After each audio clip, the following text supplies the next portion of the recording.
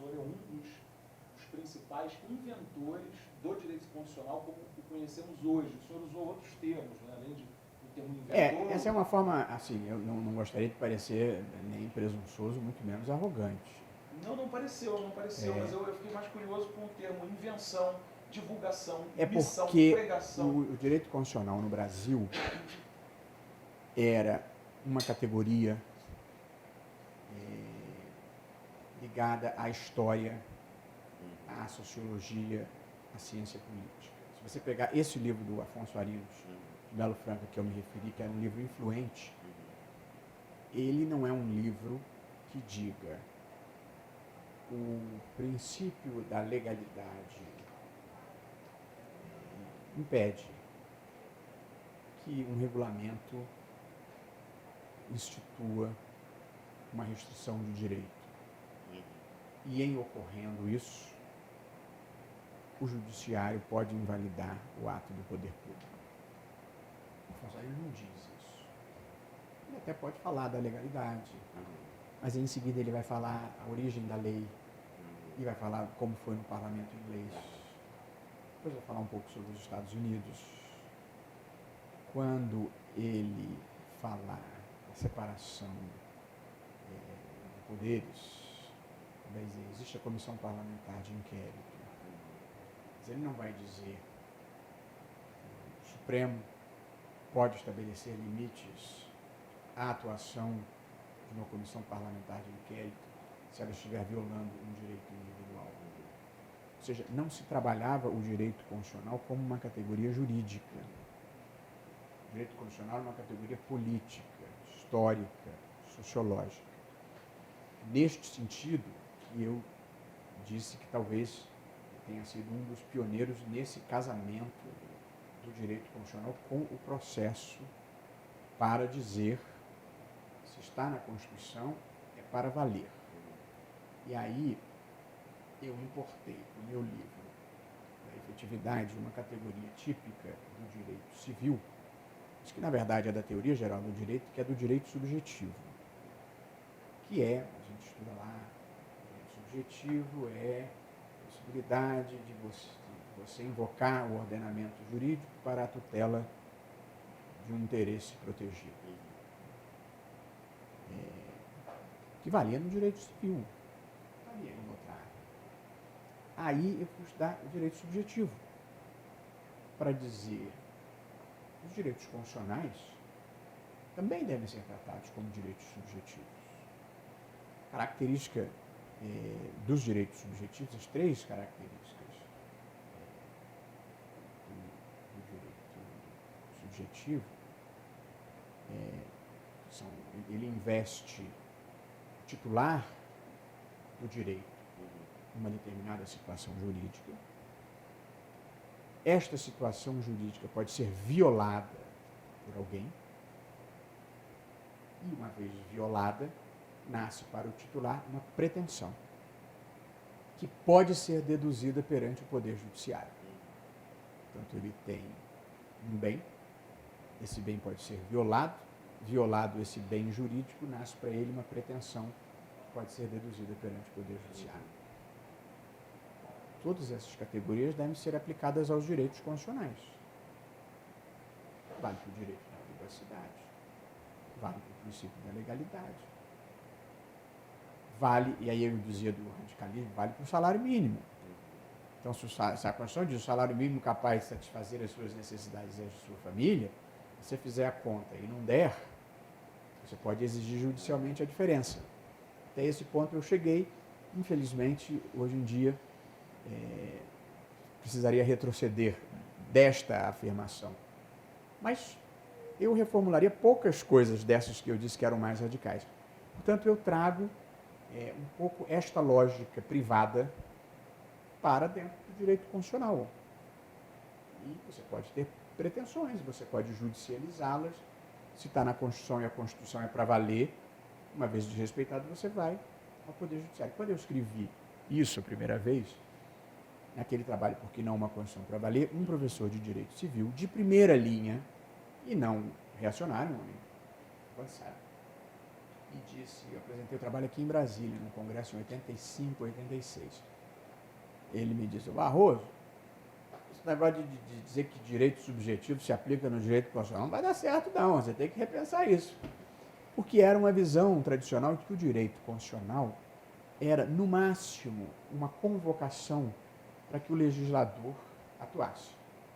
Aí, quando o legislador produzisse uma lei, aí começava o direito. Mas a Constituição em si não era geradora de direito. E aí, quando eu brinquei e disse, acho que ajudei a inventar isso, é porque eu passei obstinadamente a sustentar esse argumento que tinha que ser acoplado com outro que eu também explorei, que era uma certa sinceridade normativa. Você não pode botar na Constituição coisas que você não pretende cumprir, ou coisas que você de antemão sabe que não vão poder ser cumpridas. E nós tínhamos essa tradição. Então, um dos capítulos do meu livro sobre efetividade era a insinceridade normativa, em que eu fazia um mapeamento de tudo que se dizia nas Constituições brasileiras que não era para valer. A começar da Constituição de 1824, que falava que todos são iguais perante a lei, um dispositivo que conviveu com os privilégios, o voto censitário, os privilégios da nobreza e o regime escravocrata. E estava lá, todos são iguais perante a lei. Portanto, e aí dando um salto no tempo, eu usava um exemplo que o Celso Antônio usava na Constituição de 69, que era o artigo que cuidava dos direitos sociais. Você lia aquele elenco dos direitos sociais da Constituição brasileira, direitos sociais dos trabalhadores, pleno regime militar. Aí a lista dos muitos direitos terminava assim: e todos os trabalhadores têm direito a colônias de férias e clínicas de repouso. Então as pessoas colocavam na Constituição, com a maior disfarçatez, coisas que não cogitavam de cumprir. Então eu dizia, para termos uma Constituição para valer, é preciso acabar com a insinceridade normativa de colocar na Constituição coisas que não vão ser cumpridas. Eu dizia, a classe dominante brasileira expia a sua culpa prometendo na Constituição que não vai cumprir. Era a frase que eu utilizei. Então, o direito constitucional começa a ser trabalhado próximo do processo. Aí vem o mandado de injunção, que era um dos instrumentos que permitia a concretização do direito, e aí o Supremo dá uma decisão esvaziando o mandado de injunção.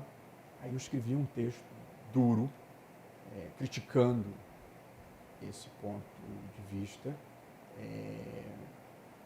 e o ponto de vista que eu defendia veio prevalecer alguns anos, muitos anos depois, muitos anos depois.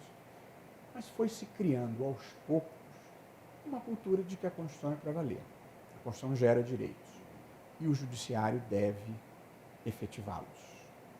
De modo que o movimento pela judicialização é um movimento que eu integrei desde o primeiro momento e acho que foi um avanço que se produziu no Brasil. Você acha que houve um grupo de juristas que participaram da criação desse avanço? Quem o senhor colocaria como coautor dessa invenção? Eu queria retirar a palavra invenção, porque ela tem uma conotação pretensiosa que eu não gostaria de ter. Eu diria assim, na linha iniciada por Zé Afonso da Silva, trilhada por Celso Antônio Bandeira de Mello, eu viria depois, certamente colocaria o Clemerson, do Paraná, porque ali houve uma simbiose que facilitou a minha vida, que eu era advogado. E, portanto... Desde a formatura, o senhor estava como advogado? Desde a formatura. A vida me propiciou testar algumas dessas ideias em casos concretos. Logo no início, houve um caso, eu fui advogado de um astrônomo no Rio, Naldo Mourão. E aí, foi a primeira vez que eu testei essas ideias numa ação judicial. Ele era astrônomo. E era um sujeito muito afamado. E ele tinha acesso lá às cúpulas do observatório, ele tinha chave. Falamos do observatório do Valongo ali. Isso, lá em... Isso. E aí um dia mudou, essas coisas brasileiras, mudou a administração e tal, mudaram a fechadura. E aí ele não tinha mais chave. E aí ele pediu a chave, e eu disse, não, você quer a chave? Então vou fazer o seguinte, quando você quiser observar, você faz um requerimento, 24 horas antes, 48 horas antes, a gente defere e te empresta a chave. Aí ele me procurou e disse, eu posso pedir com 48 horas de antecedência a chave? Eu não sei, depende do dia, depende da minha inspiração, depende do que está acontecendo nos céus.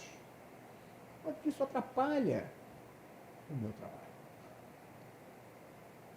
Aí, existe na Constituição, existia na Constituição, acho que isso é pré-88. Existia na Constituição uma norma que dizia assim, o poder público incentivará a pesquisa científica.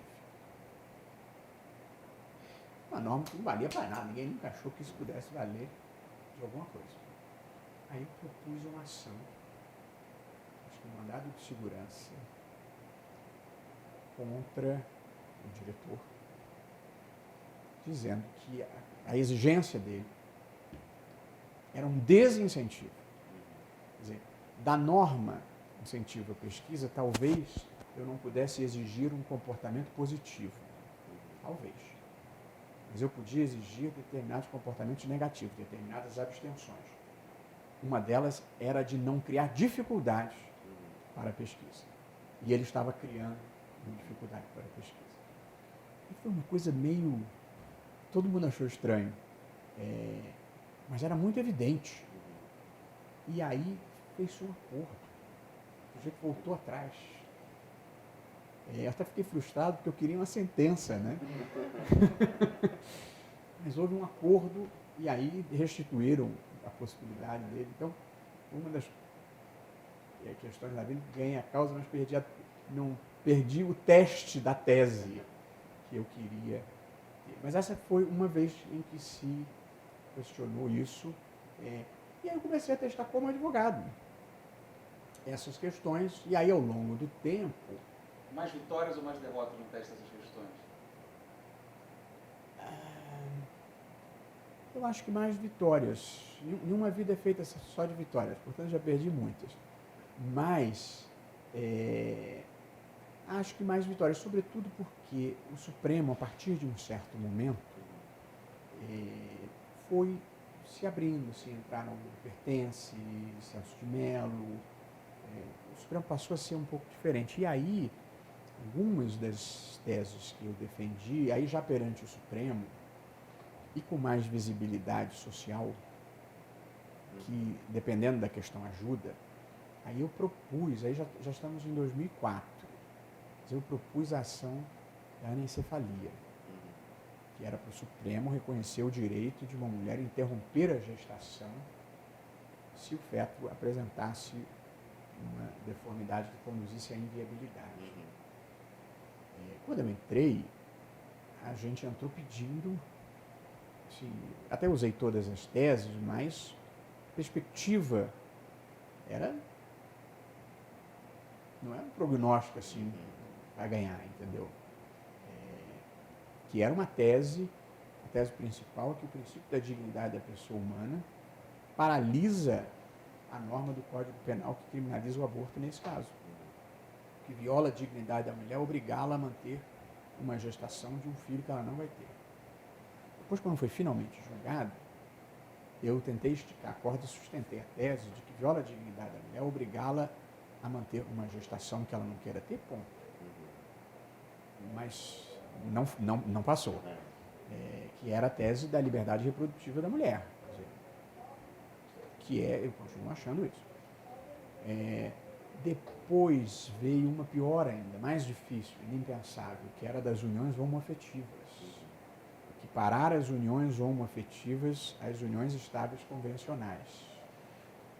Essa ação eu fiz, na verdade eu fiz um estudo a pedido do Daniel Sarmento, que é procurador da República e professor da UERJ, que queria levá-lo para o Antônio Fernando, à época procurador-geral da República, no desejo de que o Antônio Fernando, usando o peso institucional da Procuradoria-Geral da República, propusesse a ação. O Antônio Fernando pela valoração que fez, achou que não era o caso, não propôs, então ficou a ideia ficou no ar, mas sem um pai, digamos assim. Aí, o Carlos Tuffenson, que é um estilista do Rio conhecido, foi ser subsecretário do Sérgio Cabral, do governo Sérgio Cabral, contou da existência da ideia. O Sérgio Cabral falou com a Procuradora-Geral do Estado, que era a Lúcia Leia, que falou comigo e perguntou se eu faria ação para o governador propô-la. Sua resposta? Certamente, fiz ação em nome do governador, e aí propusemos a ação, e, para surpresa, a Cefalia passou com votos vencidos, mas uniões homoafetivas passou com unanimidade. Até brinco aqui dentro que eu, como advogado, reparei que pela linguagem corporal, uns 3 votos estavam desconfortáveis ali, votando com a maioria, mas houve unanimidade. Depois houve outra questão, me procurou um grupo de pessoas que defendiam o direito dos deficientes, a questão das células-tronco embrionárias, que curiosamente era a mais fácil, que tinha uma lei do Congresso autorizando as pesquisas, portanto o Supremo tinha que ser proativo para derrubar a lei. Mas ia derrubar, por 6-5. A gente ganhou por 6-5. O que envolve essa questão de direito à vida, saber se o feto congelado deve ser equiparado à vida. E depois ainda teve outro que era uma tese bacana, mais ousada também, que foi pelo fim do nepotismo no Poder Judiciário. Essa formação, quem me procurou foi a Associação dos Magistrados Brasileiros, né, porque o Rodrigo Colasso era o presidente. O CNJ aprovou uma resolução proibindo o nepotismo no judiciário, ou seja, nenhum juiz ou desembargador podia nomear para cargo de confiança, cargo em comissão ou função gratificada, parente até o 3º grau. E os estados ignoraram a proibição. Carlos Aires, numa passagem feliz no voto dele, dizia: as pessoas no Brasil achavam que tomavam posse não nos cargos, mas dos cargos. E aí nomeava a parentada toda. Aí a MB, para minha boa surpresa, entrou do lado não fisiológico, entrou do lado institucional. Não. Queremos acabar com o fisiologismo, com o nepotismo. E aí eu propus, mas aí o que os tribunais diziam? Não sem um certo fundamento no conhecimento convencional. Não deixa de ser uma restrição de direito. A restrição de direito depende de lei. O CNJ não é órgão legislativo, então o CNJ não pode proibir. O que viou uma lei federal ou uma lei estadual para proibir o nepotismo. E aí descumpriram generalizadamente a regra. Eu propus uma ação declaratória de constitucionalidade da resolução do CNJ, com a tese bem pós-positivista de que o princípio da impessoalidade que está na Constituição e o princípio da moralidade, o seu núcleo essencial, ele opera como uma regra. E é possível extrair do princípio da moralidade a regra de que você não pode nomear parente no setor público, a menos que ele tenha feito um concurso. E o mesmo para a impessoalidade. E o Supremo acolheu a tese, que era uma tese, hoje em dia, relativamente óbvia da normatividade dos princípios, mas como os princípios são vagos, a ideia de que de um princípio você pode extrair uma regra concreta independentemente de lei. E, portanto, a tese que o Supremo afirmou num acordo muito bonito do Carlos Aires é a de que a Constituição já vedava o nepotismo. A resolução apenas está explicitando algo que já decorria naturalmente da Constituição. Também foi uma construção menos óbvia. Ou seja, pegou a um tal ponto que eu cheguei a escrever um artigo há uns anos atrás sobre a questão do direito à saúde e das ações judiciais para obter tratamentos e remédios, que porque o título do artigo era da falta de efetividade e a judicialização excessiva. A questão do direito à saúde. Portanto, eu participei um pouco na teoria e depois a vida me deu a sorte, a bênção de poder testar essas coisas na prática. E preciso dizer que não era óbvio. Quer dizer, uniões homoafetivas, gente conhecida, que faz um discurso progressista, dizia não é possível o judiciário fazer esse tipo de equiparação. Mesmo no nepotismo, gente igualmente conhecida e progressista que dizia o judiciário não pode fazer isso. Eu mesmo cheguei a participar de debates e dizer, então, existe o que? Vocês estão defendendo que existe um direito fundamental ao nomear parente, é isso? Mas é bom, é até bom conversar com vocês, que eu estou me lembrando, assim, né? Reconstituindo essas coisas. Isso, estamos quase acabando, poderia... Diga lá. Poderia só acrescentar a esses casos que o senhor já mencionou, que são realmente alguns casos célebres recentes que o senhor atuou perante o Supremo Tribunal. Poderia acrescentar um pedido sobre qual a sua memória sobre o caso do Cesare Battisti? Podia, adoro esse caso. Só que ele não era um caso, os outros casos eram difíceis. Esses outros que eu narrei eram casos difíceis, que envolvia ou lacunas normativas, como no caso de uniões homoafetivas, ou a interpretação de princípios ou direitos fundamentais vagos, como dignidade da pessoa humana ou direito à vida. O caso do Cesare Battisti era um caso fácil. Ele foi difícil politicamente, mas juridicamente ele era um caso fácil. Era um ex-militante da extrema esquerda italiana que se refugiou, que se escondeu no Brasil. E a Itália, estou tornando uma longa história curta, quando a Itália o localizou, pediu a extradição e foi instaurado um processo de extradição no Supremo Tribunal Federal, no qual iria se discutir se a atuação dele na militância política lá na Itália caracterizava ou não crime político. Essa ia ser a discussão. O Supremo tinha 3 precedentes de militantes das Brigadas Vermelhas, em relação aos quais o Supremo não concedeu extradição, considerando que era um pedido de extradição por crime político. A Constituição brasileira veda a extradição por crime político. Então, essa ia ser a discussão no caso do Cesare Battisti. Só que, num determinado momento, eu não era advogado dele, ele pede refúgio ao Brasil. E aí, tinha lá os fundamentos dele, explorar que o julgamento dele não tinha observado o devido processo legal, que ele era um perseguido político muitos anos depois, por uma estratégia do Silvio Berlusconi. E aí ele pede refúgio.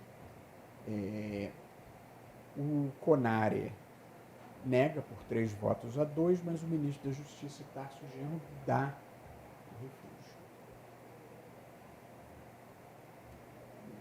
No normal da vida, teria acabado o processo, porque a lei diz, o Estatuto dos Estrangeiros, com todas as letras, uma vez concedido refúgio ou asilo político, extingue-se o processo de extradição. Aí começou a dificuldade. A Itália se embandeirou, o Berlusconi mobilizou a Itália em torno disso, o embaixador italiano veio, visitou todos os ministros. Então, uma questão que era juridicamente simples virou uma situação muito complexa. E aí, o Supremo, por 6 votos a 5, não me engano, 5-4, foi um voto só, mas é porque acho que não estava completo o tribunal, invalidou o ato de concessão de refúgio, que é uma decisão bastante incomum, porque é um ato tipicamente político, portanto, tipicamente uma matéria que o Supremo nem apreciaria. Invalidado o refúgio, decretou a extradição, porque sem o refúgio era possível decretar a extradição. Aí, eu que sabia que ia vi que ia perder o refúgio, já desde antes estava brigando por uma outra tese, que era a minha única chance como advogado do Cesare como parte, que era dizer, porque este era o entendimento convencional, que a decisão de extradição ela é autorizativa. O Supremo autoriza o presidente da República a extraditar alguém. A decisão do Supremo não é determinativa. A extradição é um ato político, é uma decisão política do chefe do Poder Executivo. Nessa tese eu consegui ganhar também por um voto. Portanto, o Supremo invalidou a extradição, mas ratificou a jurisprudência de que a decisão final é do presidente da República. Aí o presidente Lula decidiu não entregá-lo, e aí a Itália, ousadamente, a atípica, questionou de novo o ato do presidente da República de não entrega. O relator, que era o ministro César Peluso, achava isso também. Portanto, houve uma nova demanda, em que aí o Supremo, aí já por um quórum maior, manteve a decisão do presidente da República. Esta é uma vitória em que na verdade, eu recebi um crédito que não merecia por ter conseguido construir a tese de que era uma decisão política do presidente da República. Não, sempre se entendeu isso. Na verdade, a gente quase perdeu essa tese. A gente quase perdeu o que sempre foi. Pelo volume do impacto político. Eu não estou entrando aqui no mérito da discussão em si, mas formou-se uma corrente de pensamento muito forte na sociedade, na imprensa em geral, contrária à decisão política de não extraditar o Cesare Battisti, porque o Brasil vai brigar com a Itália por causa de uma pessoa que nem era relevante no movimento de esquerda lá, mas era a vida dele, era o direito fundamental dele, e eu defendi com muito empenho e gosto a causa, e acho mesmo que você punir, independentemente do fato subjetivo, o Cesare sempre me disse, e agora esses dias disse num programa de televisão do Mário Sérgio Conte, jamais matou alguém, foi julgado no segundo julgamento, a história é essa mesmo. De qualquer forma, você mais de 30 anos depois, num país que deu anistia, você punir um velho militante de esquerda era uma vingança histórica que eu achava inaceitável mesmo. Então eu defendi com muito conforto e fiquei feliz. Mas eu não colocaria o caso do Cesare Battisti neste pacote dos casos difíceis. Aqui foi uma judicialização, os outros são de judicialização do bem. Esse aqui foi, não vou dizer judicialização do mal, não quero depreciar quem pensa diferentemente, mas aqui o Supremo estava saindo da sua postura tradicional, não para proteger, mas para mandar um sujeito para a morte, que era o destino do Cesare no cárcere italiano. Aí chegou um abaixo-assinado pedindo a extradição da Associação dos Agentes Penitenciários da Itália. A Associação dos Agentes Penitenciários querem, que alegria, todo mundo está querendo se livrar de preso, né? Então, as chances dele na Itália eram mínimas do momento em que pisasse o pé lá. Então, o Lula salvou a vida desse homem. Ministro, eu quero aproveitar nossos últimos 60 segundos para fazer uma última pergunta relativa a todos esses casos. Essa advocacia, que sem dúvida lhe deu tanto prazer, e deve ter sido muito instigante ter atuado nesses casos, a exceção dos casos em que o senhor atuou como procurador do Estado, o senhor atuou pro bono ou o senhor cobrava honorário? Nesses casos todos pro bono. No Cesare, eu trabalhei pro bono. Algumas pessoas que trabalharam na equipe ganharam modestamente, mas não no meu caso. Eu evidentemente, esses foram os casos de grande visibilidade. Eu trabalhei em muitos casos que não tiveram visibilidade, eu trabalhei em muitos casos que não eram pro bono, evidentemente, graças a Deus. Mas assim, quando eu vim para o Supremo, naquela fase da vida em que eu estava, eu já gostava mais dessas questões do que as questões normais, entendeu? De aparecer e fazer. Fiz casos, assim, fiz casos no Rio Grande do Norte, casos do Paraná, casos em que eu recebia honorários para fazer e fazia o melhor possível. Porém, eu já não tinha. O meu prazer era mais um prazer intelectual e filosófico. Todo mundo gosta de ganhar dinheiro honesto, eu não sou uma exceção. Mas não era, graças a Deus, a vida me proporcionou isso, a minha principal motivação nos últimos anos da minha advocacia.